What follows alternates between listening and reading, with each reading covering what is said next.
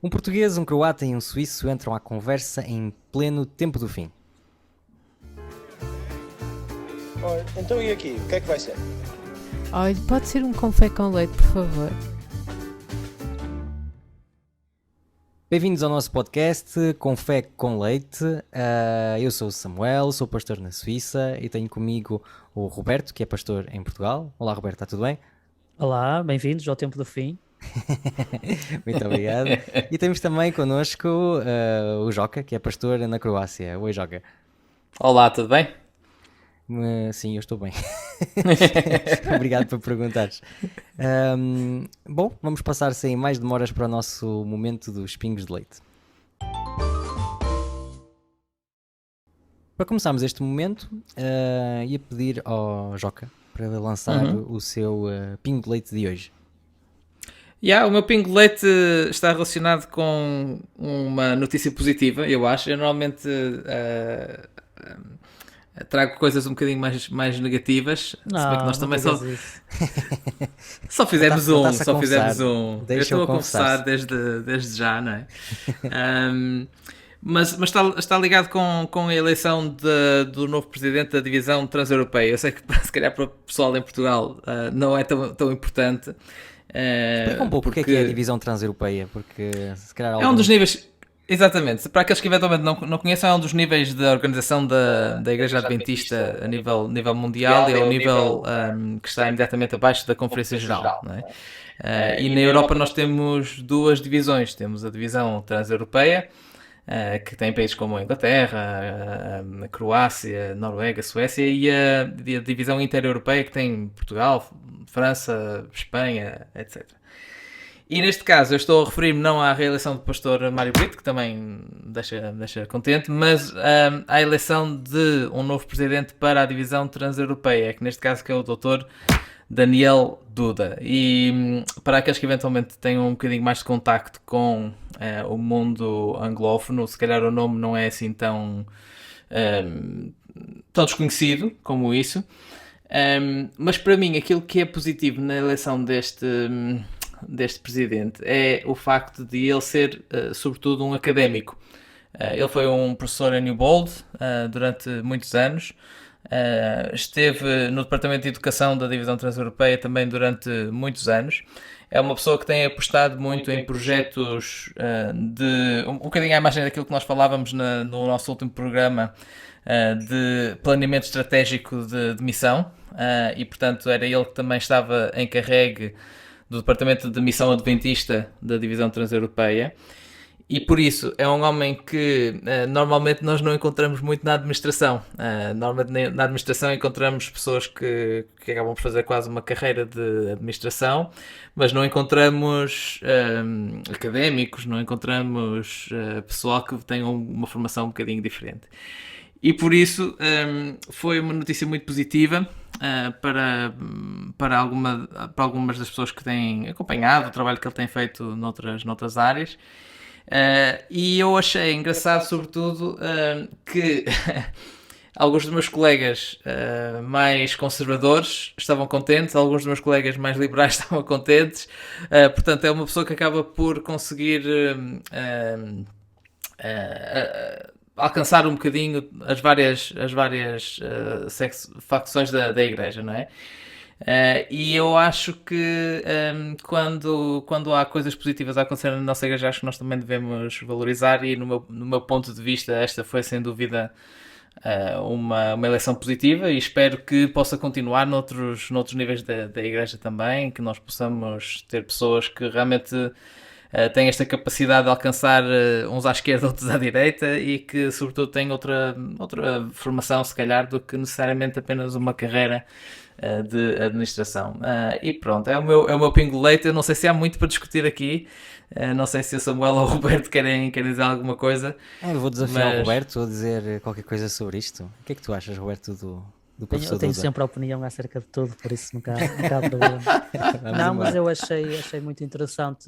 Pronto, claro, eu nunca trabalhei na divisão na TED, não é? Por isso também estou um bocadinho fora do que se passa e tudo mais, mas achei muito interessante o facto de teres realçado que ele não é propriamente um nome que se esperava, não é? Porque não teve propriamente uma carreira como administrador e nós sabemos que às vezes há sempre essa tendência, não é?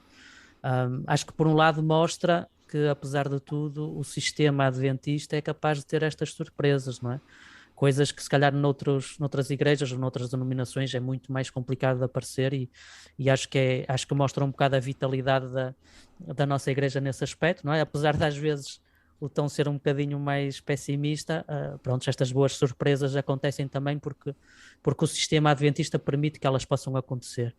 E a segunda coisa que eu acho que é muito interessante foi aquilo que tu mencionaste, acerca dele agregar várias tendências ou várias sensibilidades diferentes, que eu acho que é neste momento, neste período talvez da história da humanidade e especificamente da nossa igreja também, acho que é o mais importante, é ter alguém que agrega mais do que alguém que divida, porque já temos tanta polarização, não só na sociedade como na igreja, precisamos realmente de alguém que de alguma maneira tenha credibilidade por vários setores, o mais alargado possível, e que possa de alguma maneira agregar toda a gente para voltarmos a construir um projeto comum, que eu acho que é o mais importante, aquilo que a igreja mais necessita.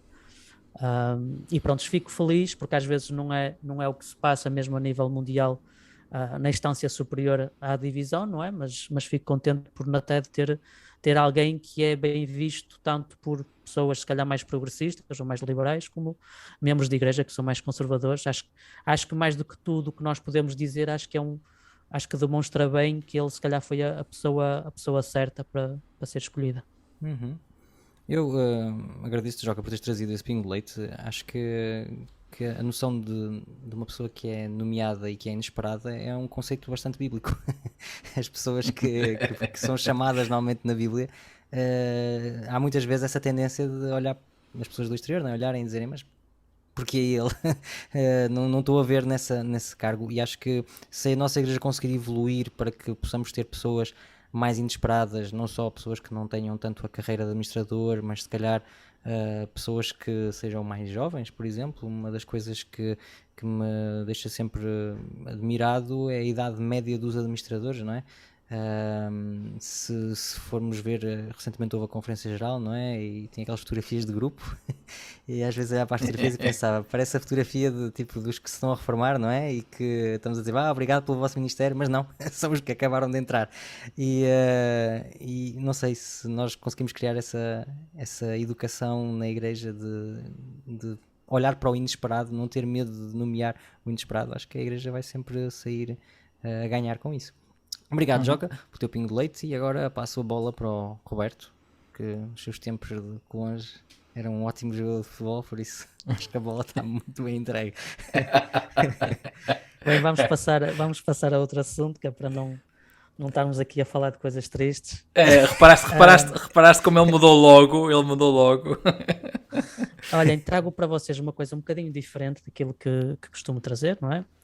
Trago um artigo um bocadinho mais teológico, um bocadinho mais técnico, não é? Para aqueles que gostam de estudar a Bíblia, mas que é muito, muito, muito interessante. É de um investigador brasileiro, Caio Pérez. Ele publicou um artigo numa revista teológica portuguesa, Ad Eternum, número 3, de 2022, deste ano, e o tema de interesse dele é sobretudo os rituais do Antigo Testamento, sobretudo o livro de Levítico. E nesse artigo ele faz uma análise aos vários sacrifícios que são feitos, Levítico 1 até o Levítico 7, não é?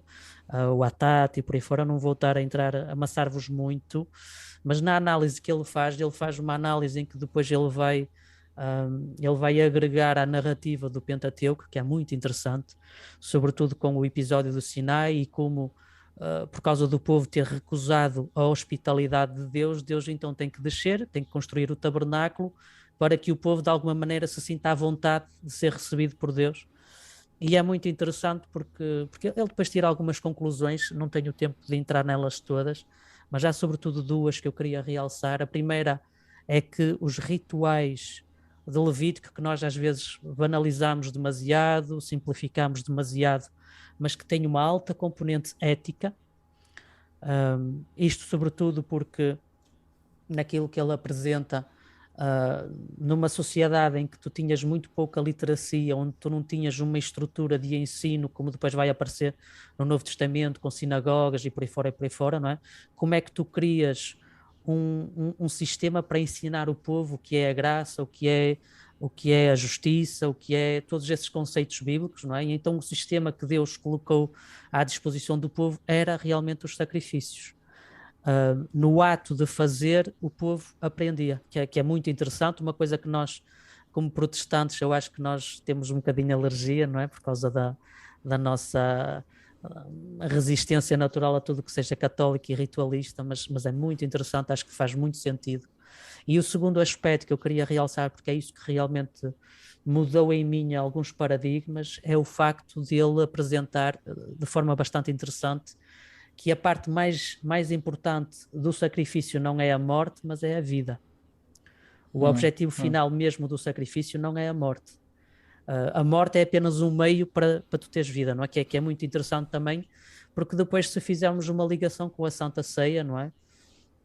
Em que Jesus apresenta a morte dele como um sacrifício, como o sacrifício pascal e por aí fora, mas o objetivo também é a vida. É muito interessante aqueles que se sentirem à vontade de manusear um bocadinho, pronto, alguns termos um bocadinho mais complicados, um bocadinho uma análise do texto um bocadinho mais aprofundada, é muito, muito, muito interessante. Está disponível na internet, Ad Eternum, número 3, 2022, e é o Caio Pérez. Obrigado, Roberto, por nos trazeres algo atual. Joca, o que é que tu achas deste pingo de leite do Roberto? Eu acho que é muito interessante. Isto no fundo acaba por trazer-me boas memórias de quando eu estava a estudar, não é? Porque quando uma pessoa está no percurso académico no que toca à teologia, sobretudo, acaba por ser uma sucessão de momentos destes em que nós encontramos artigos que nos fazem questionar a maneira como nós víamos um determinado assunto anteriormente. E eu acho que há realmente aspectos aqui interessantes nesta questão da hospitalidade, não é? De alguma forma os rituais estarem associados à hospitalidade, que de alguma forma até tem uma certa ressonância, diz isso em português, não sei, se calhar estou a fazer uma tradução do inglês, com a minha experiência e com diferentes contextos culturais. Eu vou dar um exemplo. Quando nós nos casamos aqui há 2 anos aqui na Croácia, houve familiares da Doroteia que a prenda de casamento que eles nos deram foi matar 2 cabritos e fazer uma grande jantarada connosco. Ou seja, isso acabava por ser para eles algo especial. Ou seja, a ideia não é tanto, por exemplo, epá, olha, vamos a um restaurante comer qualquer coisa junto, uma coisa porreira. Não, nós matamos 2 cabritos, dos nossos, isso tem custos para nós, e fazemos uma grande festa. Epá, eu E gosto há da um tua certo... família croata, meu. Se quiseres, não sei Deves se... ter casar-te com uma croata também, cuidado. Isso cuidado. já Epá, fora não, da isso- questão. Mas eu não usufruir vou- dos não cabritos vou. da família do Joca, acho que isso está em cima da mesa. Epá, eu não me meto em casamentos que aconteceram já há 7 anos, por isso não vou estar aqui. Isabel, perdoa-me se estiveres a ouvir isto. Portanto, não era isso que eu queria dizer, mas quer dizer, há um aspecto de hospitalidade até relacionado com a morte destes animais, que para mim não faz muito sentido, vindo de uma cidade como o Porto, em Portugal, mas para certos povos faz algum sentido e que eventualmente esses povos conseguem ter conseguem perceber um bocadinho melhor aquilo que o Caio, não é? Roberto, Sim. que o Caio Sim, escreveu, não é? Portanto, obrigado pela partilha. Obrigado também, Joca, pelo que pudeste acrescentar. Eu gostava de dizer que sim, também sinto uma nostalgia muito grande, simplesmente o facto de nos referirmos a um artigo teológico, e não posso passar sem dizer que o ideal para o movimento adventista seria que cada pastor fosse efetivamente um teólogo e que aquilo que nós construímos na altura em que estudamos na faculdade pudéssemos continuar a construir no nosso ministério. Não conheço, estou agora aqui a puxar pela cabeça, mas não conheço nenhum pastor, colega que escreva artigos.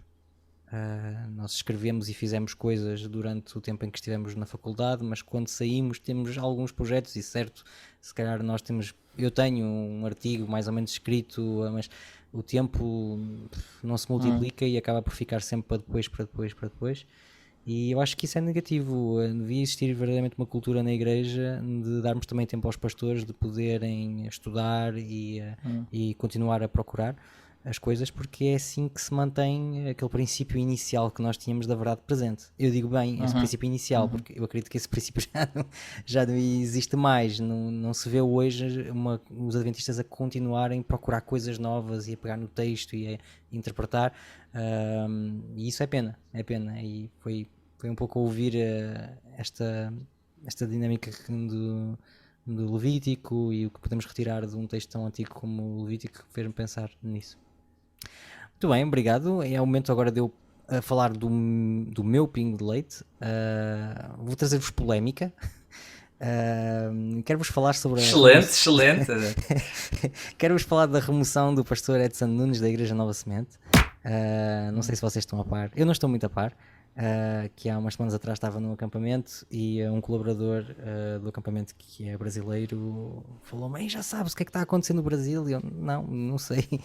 Então explicou-me mais ou menos e fui procurar também algumas coisas. Não procurei muito em profundidade porque não sou esse tipo de pessoa curiosa, mas pelo que eu percebi, o pastor Edson Nunes, num podcast, um podcast que não era adventista, com uma pessoa que não era adventista, que é da Igreja Batista, comentou que existe uma interpretação rabínica no qual o texto em que Deus diz: façamos o homem à nossa imagem e semelhança, é Deus a falar com a terra, não é? E então que a construção seria a união entre a terra e a ação de Deus.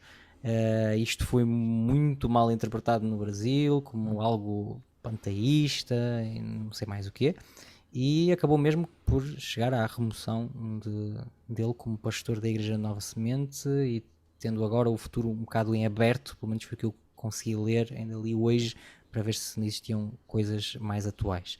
Então, a primeira coisa que eu gostava de dizer é uma nota de pesar, não é? É aquilo que se costuma dizer na televisão, mas sim, é uma nota de pesar. Eu não posso falar de uma pessoa que tem a mesma profissão que eu e que foi retirado do seu ministério de uma forma tão abrupta sem me sentir triste pela pessoa.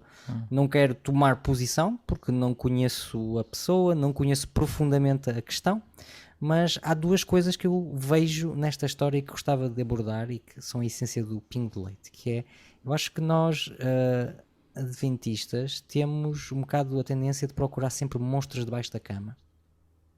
Inicialmente eram os católicos, mais para a frente é o panteísmo, é a igreja emergente, e há uma necessidade doentia de ter sempre um inimigo constante que se infiltra e que vai inquinar a nossa doutrina. E eu vejo isso no meu ministério, vi isso como membro de igreja, vejo se calhar um bocado isso também naquilo que aconteceu ao pastor Edson Nunes, e é triste que assim seja. E depois a segunda coisa que me chama a atenção nesta questão é a tendência que o adventismo está a ter cada vez mais para se tornar autoritário. Rapidamente se tomam decisões de uma prepotência, de uma velocidade que me espanta sempre, e espanta-me porque não creio que sejam características do caráter de Deus. Não vejo Deus funcionar muito dessa forma na Bíblia. Pensem, por exemplo, no exemplo de Saúl, quando ele é removido como rei e vai ficar ainda não sei quantos anos, não é? Já com David ungido a servir, não percebe muito bem porquê, mas eu vejo um Deus que tem o conhecimento do coração das pessoas e que não age com a mesma velocidade que nós agimos, e por isso olho sempre estas questões com estranheza, com admiração, com tristeza. Esse era o meu pingo de leite. Passo a palavra para o Joque, que vocês não o conseguem ver, mas que está a abanar a cabeça de forma muito afirmativa. Epá, estás a colocar-me logo entre a espada e a parede. Não, eu queria dizer... Deixa-me... Queres que eu passe ao Roberto para tu amadureceres aí? Não é preciso, mas deixa-me só dar a outra perspectiva, que é, eu acho que não é só não é só uma questão da Igreja Adventista ou dos Adventistas, acho que é uma questão que ultrapassa. E vou dar um exemplo muito concreto, o mais rápido possível. Nós, na semana passada, fomos convidados como pastores da igreja, quando eu digo nós, eu e a minha mulher, da Igreja Adventista aqui em Rieca, pelo bispo da cidade, para estarmos presentes na abertura de uma conferência teológica que ele organizou, ok? E nós fomos, e estavam várias outras denominações cristãs também lá. E foi engraçado notar que estas dinâmicas do inimigo comum a que tu estavas a referir, também estão presentes nos católicos. E depois, infelizmente, deu-se um episódio triste, que foi o facto de uma das nossas colegas, neste caso da Igreja da Igreja Luterana, foi para a reunião de saia acima do joelho e com o típico colar de padre que eles utilizam na Igreja Luterana também. E foi fotografada, a fotografia foi parar as redes sociais e a partir daí um grande escândalo com os jornais a comentarem e não sei o que mais. E aí também havia a questão do inimigo comum. Eu, vindo de Portugal, que é um país que tem, eu acho, já a ligação entre Estado e Igreja bem resolvido, para a Croácia, que é um sítio onde não está assim tão bem resolvida essa questão. Foi engraçado ver essa questão do inimigo comum. Estes protestantes, o que é que eles estão a fazer? Não é só o facto dela ser uma pastora, poder utilizar o colar e não sei o que mais, mas estar ali de mini saia e tal. Que já agora não era, não é? Pronto, mas tudo para dizer que esta dinâmica está bem presente e não é só, acho que não é só na nossa igreja, acho que é noutras igrejas também. Apesar de, como é lógico, nós acabamos de falar do nosso contexto, porque é aquilo que nós conhecemos e vemos e lidamos com ela no dia a dia, não é? Portanto, obrigado, Samuel, por trazeres, mas eu queria só dar essa chega, não é? Que não somos só nós, com essa questão do inimigo comum. Sim. Mas não sei o que é que o Roberto acha disso também. Eu por acaso acompanho um bocadinho a Nova Semente, não é? Eu tenho acompanhado não de forma muito regular, mas por acaso o pastor Edson era um pastor que eu ouvi 2 ou 3 pregações, apreciei muito, não é? Nós estamos a falar de alguém que tirou um doutoramento em hebraico, não é? O tema que tu mencionaste, acho que ele faz o ato da criação em Gênesis e fez um pós-doutoramento também acerca da análise narrativa em Berkeley, por isso é alguém que está... que tem uma cabeça, não é? Tipo, que estuda muito, que aprofunda muito o texto, e eu gostei muito das pregações que ele assistiu. Mais uma vez, não tenho propriamente tempo para acompanhar muito mais do que isso, mas já tive a ocasião de assistir, apreciei muito e fiquei também surpreendido por aquilo que se passou, não é? Claro que não sei detalhes, não sei o que se passou por trás dos bastidores. Claro. O pastor Edson lançou. Foi convidado para um podcast, acho que ontem ou anteontem, em que ele aborda um bocadinho essa situação. É interessante se alguém quiser ir ouvir um bocadinho da parte dele, não é? Agora, voltando àquilo que o Samuel e os pontos que o Samuel salientou, acho que eu faço uma relação muito próxima com aquilo que ele tinha dito em relação ao meu pingo de leite, não é? Nós parece que vivemos agora numa igreja que tem medo do conhecimento, tem medo dos especialistas, tem medo de pessoas que passaram 20, 30 anos a estudar a Bíblia ou outras áreas do saber, não é? Mas especificamente a Bíblia. E acho que é antibíblico, não é? Acho que é antibíblico ter esse medo. Acho que a nossa igreja não devia ser pautada por medo, mas muitas nessas reações é o medo que acho que está presente, não é? 100%.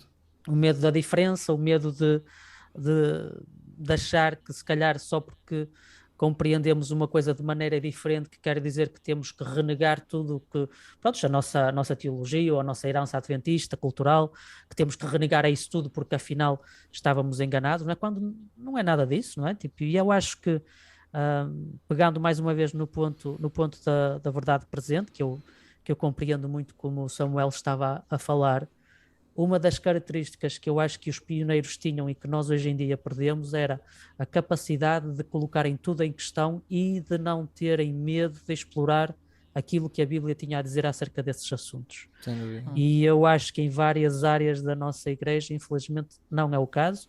Acho que tem havido vários temas fulcrais que isso tem-se mostrado de uma forma mais evidente que outra, não é? Não vou estar a mencionar porque senão ficávamos aqui bastante tempo, mas eu acho que o problema subjacente que está aqui por detrás disto tudo é sempre este medo da diferença, medo da mudança, medo de mudar qualquer coisa que nós consideramos importante e que muitas das vezes nem sequer é bíblico, nem sequer faz parte da nossa tradição adventista. É mais uma tradição cultural, seja americana, seja sul-americana, seja europeia, pronto, pode ser uma tradição de qualquer zona do mundo. E bloqueia-nos. É quase como se tivéssemos uma camisa de forças em que a igreja quer tentar, a igreja, quando eu digo a igreja, eu acho que é mais o Espírito de Deus, quer nos levar para uma compreensão mais profunda do texto e temos às vezes esta mordaça que nos impede de avançar um bocadinho mais.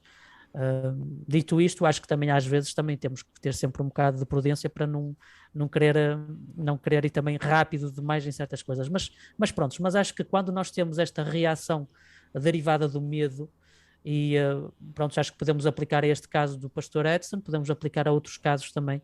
Acho que é muito, muito, muito negativo. Acho que é antibíblico. Acho que se realmente somos inspirados por Deus, eu acho que e pronto, os mártires, todos os mártires que nós tivemos no início do cristianismo demonstram isso mesmo, não é? Esta capacidade de não ter medo e de explorar as coisas e infelizmente não tem sido o caso por vezes na nossa igreja. Obrigado, Roberto, pelo teu comentário. Joca, rapidamente. Sim, muito rapidamente, só queria acrescentar que, apesar de eu também não conheço o caso, mas queria também deixar a minha nota de pesar, porque é algo que me deixa triste, como é lógico. Portanto, eu desviei um bocadinho a conversa, mas queria só deixar essa chega. Obrigado, Joca. Acabamos os nossos pingos de leite e agora vamos passar à moagem do grão. Ora bem, para a moagem do grão desta semana, não sei se é semana, deste programa, eu decidi trazer um tema relacionado com a nossa questão da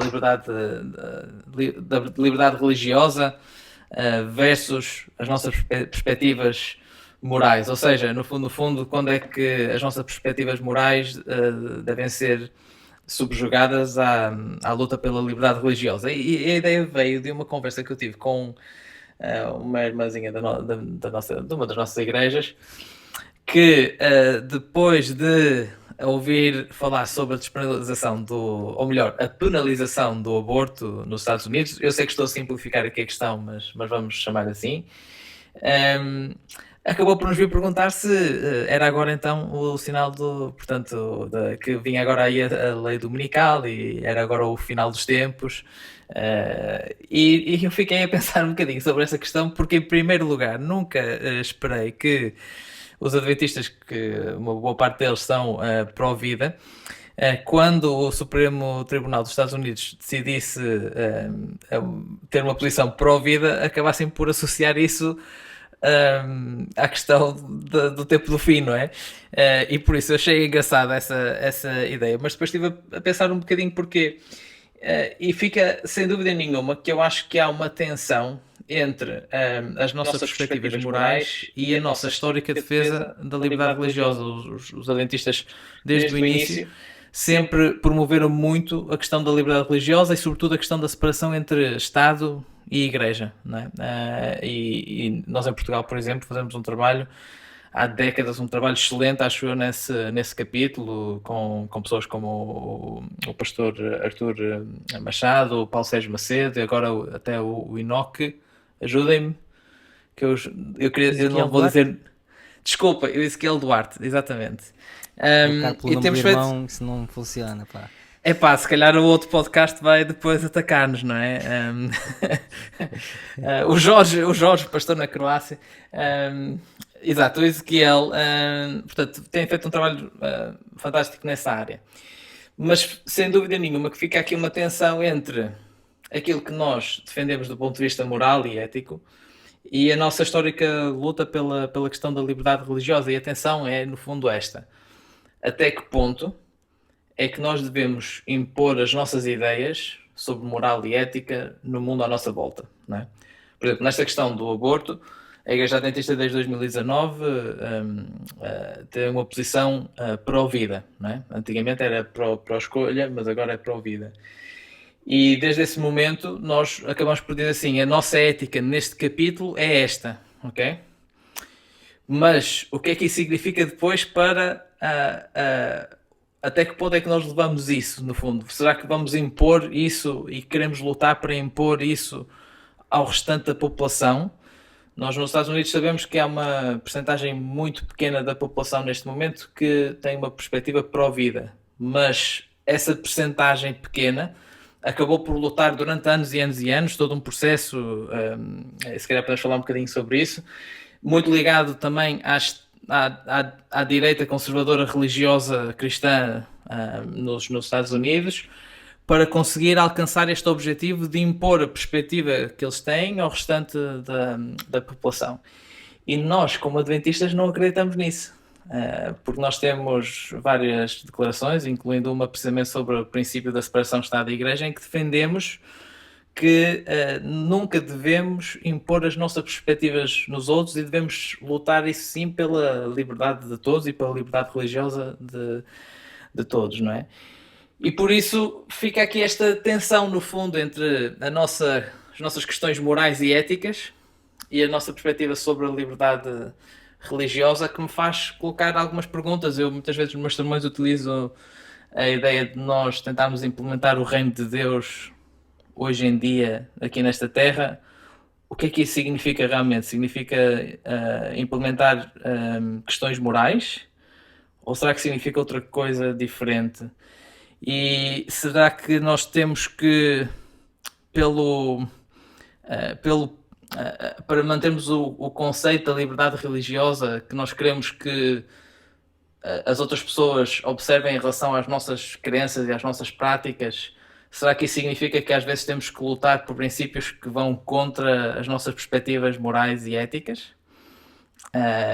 Fica aí a questão para lançar aqui a nossa discussão. Não sei exatamente, estou a tentar observar aqui a cara do Roberto e do Samuel, a ver qual deles é que eu vou tramar primeiro, mas acho que é o Samuel. Samuel, o que é que tu achas? É impossível não pensar numa coisa que aconteceu aqui na Suíça esta semana, que é o Estado do Cantão de Geneve proibiu os batismos de imersão no lago. E isso saiu em todos os jornais e tive alguns membros de igreja que vieram falar comigo e que me disseram: e a gente vai fazer o quê? Ao qual eu lhes disse: não vamos fazer nada. Tipo, então, mas é assim? Eles agora dizem que nós não podemos batizar no lago e a gente não vai fazer nada? E isso levou-me a pensar: mas será que essa é a nossa missão? Quando Cristo foi embora, disse-nos: ide por todas as nações e façam o maior esforço possível para que essas nações pareçam o céu. Não é isso que nos foi dado como missão. E há um texto que não pude não lembrar-me quando estava a falar com essa senhora sobre isso. É aquilo que Jesus responde a Pilatos: o meu reino não é deste mundo. Se o reino fosse deste mundo, pelejariam os meus servos para que eu não fosse entregue aos judeus. Ou seja, esta noção de que o reino de Deus não é aqui em baixo, e que de uma certa forma, se calhar, às vezes lutar por causas justas pode ser uma distração em relação à nossa verdadeira missão como cristão. Ou seja, eu posso perder tempo a lutar por coisas que são excelentes, que são boas, mas afastar-me daquela que é a minha verdadeira missão como cristão. Eu posso fazer coisas como cidadão, posso fazer coisas como Samuel Cunha, mas a partir do momento que eu vou começar a dizer que é a missão da igreja, ou do cristianismo, ou do adventismo, fazer isto, aquilo e aquilo outro a nível da sociedade, parece-me um conceito um bocado estranho. Parece-me efetivamente um conceito um pouco estranho, porque na nossa mensagem nós dizemos que não somos deste mundo, que este mundo é passageiro, que esperamos novos céus e nova terra, onde habita a justiça. Ou seja, não sei, parece-me um bocado esquizofrénico em termos de conceito. Por um lado, nós defendermos que esta terra é passageira e que aqui em baixo nada vai melhorar, é um bocado isso que nós temos como tendência de interpretação profética, e ao mesmo tempo estarmos a juntar esforços para que a Terra se assemelhe mais ao céu. Que já agora eu acho que nós temos de alguma forma a ter uma influência na sociedade à nossa volta, mas a minha questão é até que ponto é que essa influência é uma influência em que nós tentamos impor os nossos pontos de vista morais e éticos à sociedade à volta, ou é uma influência mais positiva, digamos Ou assim? se é uma influência da instituição ou uma influência do indivíduo. Exatamente. Eu acho que aí existe exatamente. uma coisa que é bastante importante, que é eu como adventista tenho que, ou eu como Samuel decido que. São coisas diferentes. Roberto, o que é que tu achas? Pegando na frase do Samuel, eu vou complicar mais um bocadinho, que ele falou muito no indivíduo, e eu acho que se calhar tu estavas também a falar um bocadinho, nós como igreja adventista temos que, tenho o indivíduo, não é? Que o Samuel acho que salientou bastante bem, e eu como membro de igreja, e eu como indivíduo cidadão do país X, não é? E depois, para complicar mais um bocadinho, nós como igreja adventista, será que temos que, acho que vai um bocadinho encontrar aquilo que tu estavas a dizer, eu acho que como reflexão um bocadinho geral, e depois vou afunilar mais um bocadinho, acho que como reflexão geral, acho que é sempre as grandes questões nas quais nós temos que nos debater como igreja e como indivíduos é quando nós temos princípios que entram em choque uns com os outros, não é? Nós como igreja adventista temos um caráter bem vincado de princípios éticos e morais, não é? Nós às vezes somos acusados de ser demasiado legalistas, outras vezes se calhar não somos tanto, mas a igreja adventista tem essa questão de princípios éticos e moral bastante bem estabelecido. E por outro lado, como tu bem salientaste, nós temos um princípio que é quase tão antigo como a igreja adventista, a existência da igreja adventista, que é de lutar pela liberdade religiosa de cada um, que cada pessoa possa agir segundo a sua consciência e não segundo a consciência de uma igreja ou de um governo, não é? E acho que a grande questão que nós devemos debater é, neste caso, entre estes dois princípios que parece que estão, que há um contraditório, não é? Qual é o que se sobrepõe ao outro? Pessoalmente, eu acho que é o princípio da liberdade religiosa. Acho que até se calhar até vou ser um bocadinho provocatório, não sei se será o caso, mas eu acho que se não existe liberdade religiosa, não pode existir o reino de Deus. Acho que é mesmo fundamental e basilar, não é? Até por causa da nossa teologia, não é? Nós como adventistas, nós acreditamos que houve um conflito no céu em que Satanás foi expulso, veio para a terra e tudo mais, tudo o que de mal se passou aqui, não é? Mas isto tudo começou porque Deus deu essa escolha, essa possibilidade de escolha a Satanás. Se Deus não tivesse dado essa liberdade a Satanás, pronto, nós não teríamos tudo o que a narrativa da Bíblia depois explica que aconteceu depois do pecado e por aí fora. Por isso eu acho que se realmente há um princípio que tem que estar acima, não digo acima de todos, mas acima de muitos outros princípios, é esse. E eu acho muito interessante, não é? Porque, como vocês sabem, nós temos um instituto que luta pela liberdade religiosa a nível da Conferência Geral, não é? E eu estive a ler um bocadinho numa das suas, no histórico, não é? Que eles têm um bocadinho a história das atividades, de algumas declarações que eles têm feito ao longo dos anos, e é muito interessante que eles apresentam a liberdade de religião, a liberdade de consciência, como um direito fundamental humano, ao mesmo nível que outras liberdades que nós temos. Por isso, respondendo um bocadinho de maneira mais direta à pergunta que tu colocaste, Joca, eu acho que não é tanto lutar pelos direitos dos outros, mesmo eu não estando de acordo com eles, eu acho que é lutar por este princípio da liberdade de consciência, liberdade religiosa, que se sobrepõe a questões morais e éticas, por vezes sacrificando-nos a nós próprios, não é? Nós podemos estar de alguma maneira a ser impactados negativamente por causa dos direitos e das liberdades que os outros têm, mas acho que é um princípio fundamental na ótica bíblica, não é? Acho que é um princípio fundamental. E respondendo àquela pergunta que eu tinha lançado no início, depois se vocês quiserem aproveitar a deixa, não é? Será que nós como igreja temos o dever de nos apresentar ou de ter um papel ativo nestas discussões a nível da sociedade? Eu acho muito interessante porque mesmo nesse histórico desse instituto, não é, da liberdade religiosa, eles mencionam que o primeiro diretor foi o pastor Alonso Jones, né, que é bastante conhecido para quem gosta um bocadinho da história adventista, e é muito interessante porque eu fui pesquisar um bocadinho numa altura em que se falava muito nessas questões de liberdade religiosa, nomeadamente acerca da guarda do domingo, nos anos 80 do século XIX, Alonso Jones foi escolhido pela Conferência Geral para representar a Igreja Adventista, para se apresentar ao Senado americano e de alguma maneira defender essa liberdade religiosa. Há um voto, foi tomado um voto, ele fazia parte de uma equipa de 3, mas ele era de alguma maneira o responsável por essa equipa.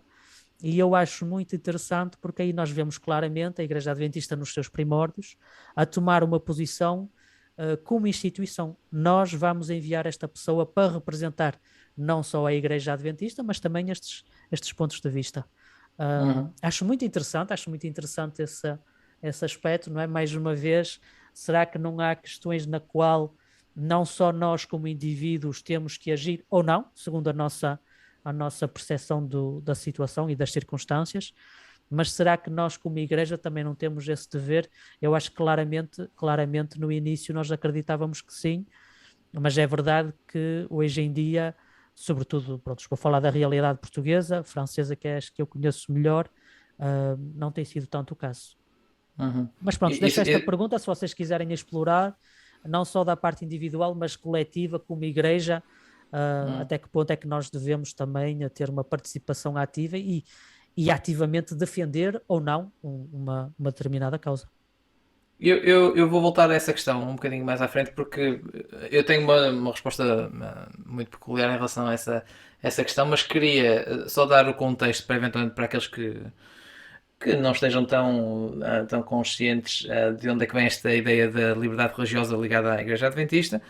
Vem, curiosamente, da nossa interpretação profética, não é? Portanto, da ideia que nós temos a partir de Apocalipse capítulo 13 sobre a imagem da besta e o trabalho da imagem da besta estando associado a questões como a questão da famosa lei dominical, não é? Ou seja, foi precisamente para evitar sermos perseguidos por causa de uma questão de lei dominical que nós acabamos por ter esta ênfase a ênfase que temos tido historicamente na questão da liberdade religiosa. E já agora eu queria trazer à mesa um contrassenso. Como assim? Vou ser super provocador. Ok. Nós sabermos que existe um sinal de que a vinda de Jesus está próxima e criarmos um processo que visa impedir que esse sinal chegue. Eu acho que sim, eu acho que acaba por ser engraçado, não é? Ou seja, é como se nós tivéssemos um departamento que verificasse que o Evangelho do Reino não é pregado a todo o mundo nesta geração. Fique sempre uma pessoa numa jaula para que não seja pregado a ela. Estou a caricaturar, obviamente, mas é complicado, porque para mim isto soa-me tudo muito esquizofrénico. Que é, eu consigo estar do lado da pessoa que diz, tipo, a liberdade religiosa é uma coisa boa e tal, e sim, claro, mas depois isto torna-se esquizofrénico quando a gente começamos a ver determinado tipo de interpretações que temos e que aspiramos que cheguem, não é? Porque são sinais, são coisas, provam justamente que o tempo está próximo. Então acho que essa dialética entre essas duas coisas é no mínimo engraçada. Mas já agora também é esquizofrénico, quer dizer, a conversa que acabou por lançar esta reflexão e que é um bocadinho a ideia de nós somos pró-vida. Como igreja, apesar de cada um dos membros poder escolher a sua perspectiva, mas como igreja somos pró-vida e depois, assim que há uma decisão pró-vida, lá vem o fim dos tempos, as profecias estão-se a cumprir, não é? Quer dizer, também é esquizofrénica nesse capítulo. Sem dúvida, ou seja, vai sempre interpretar num sentido, pouco importa aquilo que seja a atualidade. Mas o Roberto tinha levantado aí a mão. Tinha, porque eu acho que não é tanto esquizofrénico. Então, Eu percebo a provocação e Mas é claro engraçado, pelo menos, Roberto, ou nem por isso? não é engraçado, mas é engraçado porque leva a pensar. E eu acho que é uma realidade, não é? Mas da mesma forma como nós acreditamos que Deus vai transformar os nossos corpos, vai reformular e regenerar e purificar a terra e criar novos céus e nova terra, e da mesma forma nós acreditamos como igreja que temos um engajamento que temos que ter, tanto a nível da saúde individual das pessoas, não é? Saúde física, como do planeta, não é? Acho que não é tanto uma questão de esquizofrenia, acho que é uma questão de princípios. Será que nós vamos apenas defender algo só porque é conveniente ou prático ou porque vai nos trazer alguma vantagem, não é? Acho que isso também é uma questão de princípios, pelo menos é assim que eu vejo essa questão, não é? Essa questão da liberdade religiosa. É verdade, nós como igreja, desde muito cedo nós vimos esse perigo de juntar a parte religiosa e a parte do poder político, não é? E todo o mal que poderia advir disso, não é? E a questão acho que é mesmo essa. Será que nós só lutamos por alguma coisa porque vamos ter um benefício prático para nós? Ou será que nós lutamos por alguma coisa porque acreditamos que é um princípio, mesmo que nós já saibamos que é uma batalha que vamos perder, não é? Que não vai ser, pronto, não é? Que pelo menos na nossa interpretação profética não vai melhorar, não vai mudar, não vai alterar grande coisa. E a questão é mesmo essa, não é? Será que nós nos batemos simplesmente porque tem alguma vantagem, porque é conveniente, ou porque é realmente um princípio do qual não abdicamos, mesmo sabendo que se calhar vai ser uma batalha que vamos perder. E acho que isso é muito interessante de fazer essa pergunta, não é? Porque mesmo no meu ministério como pastor é algo que tem, não vou dizer guiado, mas pelo menos tem sido um dos pilares que eu tenho tentado colocar em prática no meu ministério, que é, ok, porque é que eu estou a fazer isto? É porque eu acredito ou é simplesmente porque é fácil, porque é conveniente, não quero levantar ondas e por aí fora, tudo que nós quisermos juntar, não é? E eu acho que se nós, como crentes, deixarmos de nos bater por coisas que achamos que são princípios, então acho que nós estamos a perder qualquer coisa de muito importante. E só para complementar aquilo que estás a dizer, eu gostava de dizer que eu vi alguém publicar nas redes sociais que também relacionado com, curiosamente, um pastor ou ex-pastor, nosso colega nos Estados Unidos, da Igreja Adventista, que republicou um tweet que basicamente dizia a luta pela liberdade religiosa não é para que eu possa ter a minha liberdade religiosa, mas é pela liberdade religiosa dos outros. E nesse mesmo tom, eu queria trazer aqui à discussão aquilo que a nossa declaração sobre as relações de Estado e Igreja de 2002 diz, que é o seguinte: à medida que os adventistas se tornam líderes na sociedade à sua volta e exercem a sua influência, devem exercê-la de uma forma consistente com a chamada regra dourada, não é? Faz aos outros aquilo que tu gostavas que fizessem a ti. Por isso, devemos trabalhar para estabelecer uma robusta liberdade religiosa para todos e não utilizar a nossa influência junto dos líderes civis ou políticos para ou avançar a nossa fé ou inibir a fé de outros. Ou seja, é precisamente uma questão de lutar pela fé dos outros, pela liberdade religiosa dos outros, que no fundo acho que está aqui presente nesta declaração, Roberto. Só para dar uma pequena achega, não é? Porque se calhar para alguns dos que nos ouvem, se calhar vão pensar, mas o que é que isto do aborto tem a ver com a parte religiosa, não é? E acho que era interessante dar esta achega que nem todas as religiões têm o mesmo conceito de vida que nós temos como cristãos. Só para dar um pequeno exemplo, tradicionalmente a fé judaica acredita que a vida só começa no nascimento. Por isso, uma mulher que seja fiel aos princípios e à religião judaica, ela pode abortar até 39, pronto, até quase, até o momento do nascimento natural, ela pode abortar segundo os princípios da sua fé. E há outras religiões que têm outras concepções do que é uma vida, não é? E é muito importante nós vermos isto, acho eu, nesta questão e noutras, não é?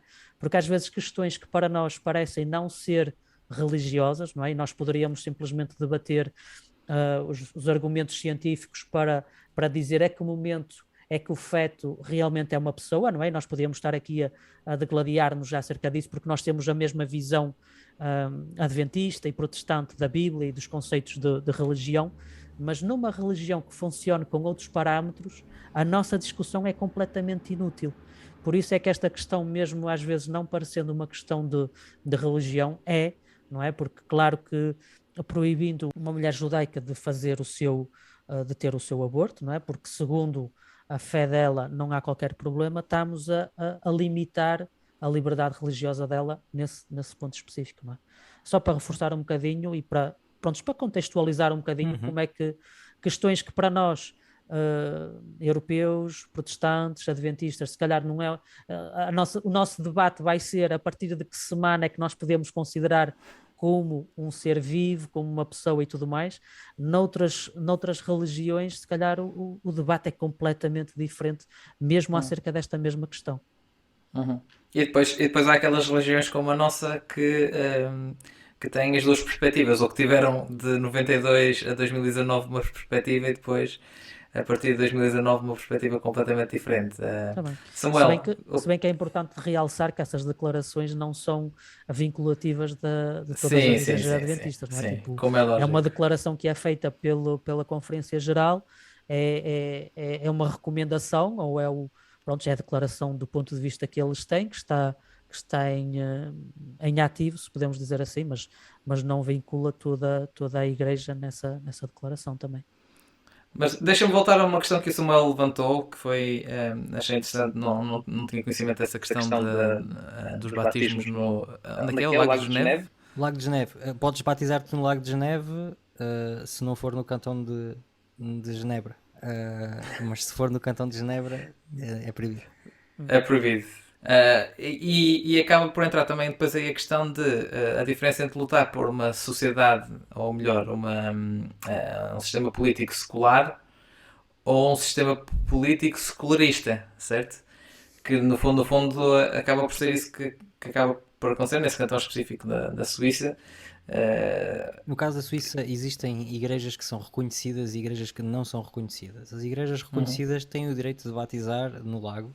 As igrejas que não são reconhecidas não existem, por isso não podem. O processo de reconhecimento de uma igreja implica determinadas concessões, como por exemplo, não podes dizer que a religião A é inferior à tua ou é menos correta que a tua. Bom, não é um processo fácil, é um processo difícil, pode demorar 20 anos até uma igreja poder ser reconhecida por um cantão.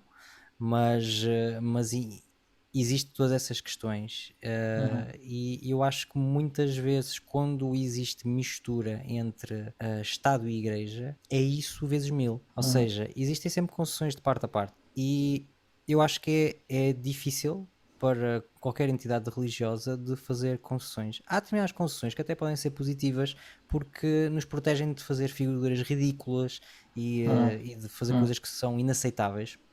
Mas normalmente, não sei, desconfio bastante de todo esse tipo de relações, porque historicamente não me vem à mente nenhum momento em que isso tenha sido positivo para o avanço do Evangelho, seja uma associação entre as duas coisas. Gostava também de dizer uma coisa que acho que nós estamos a misturar e que são coisas diferentes.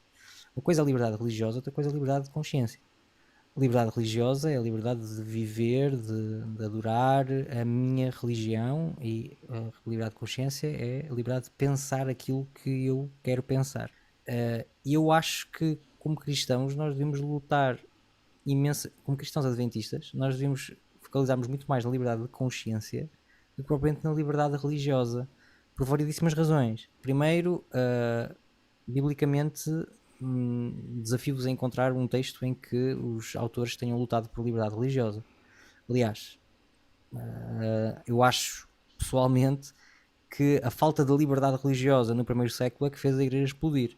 A igreja, como vocês sabem historicamente, a partir do momento de 313, quando Constantino a declara religião de Estado, há um declínio, claramente. Por isso, a própria falta de liberdade religiosa foi benéfica para a mensagem, para o Evangelho.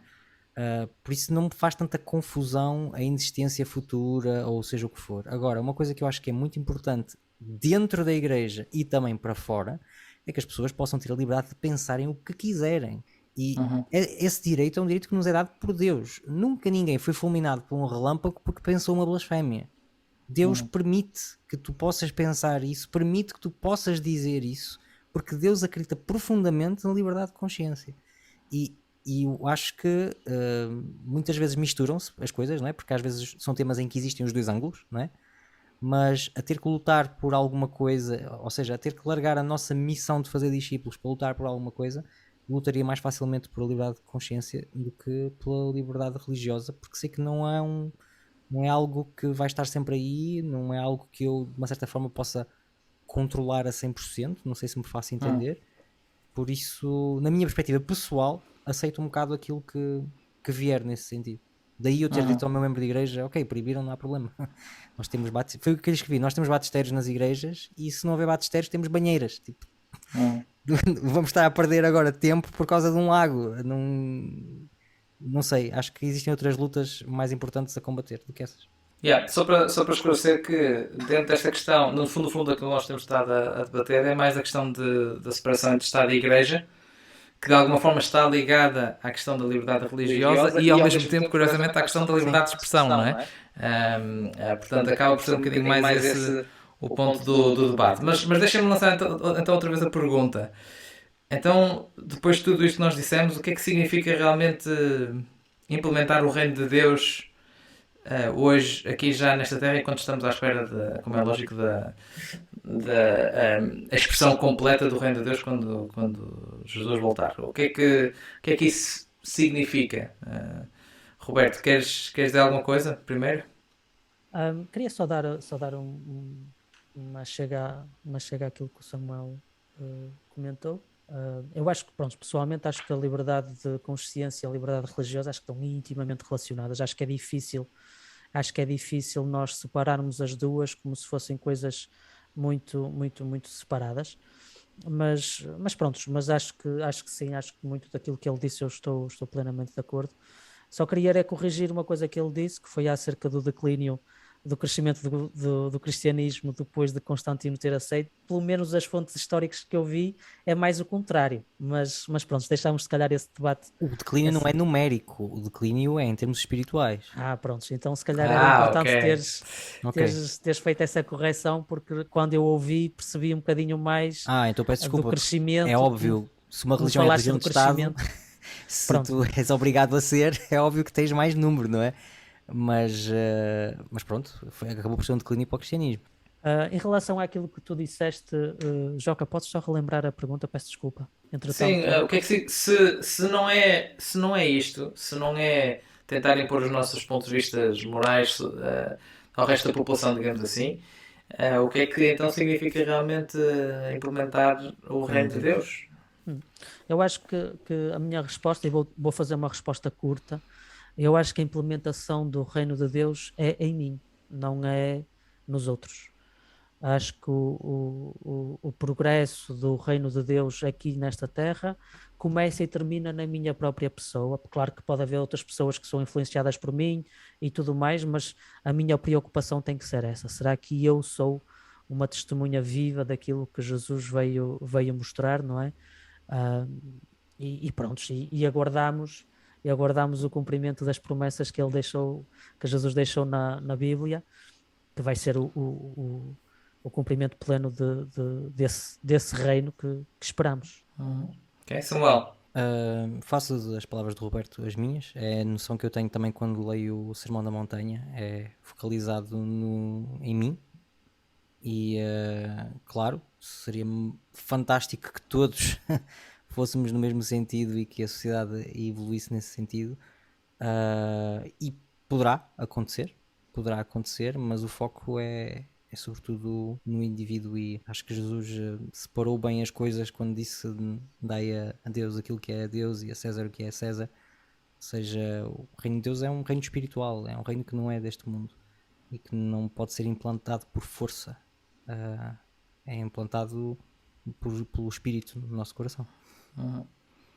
A minha perspectiva talvez seja um bocadinho diferente, que é mais no sentido de a implantação do reino de Deus é sobretudo em questões de justiça.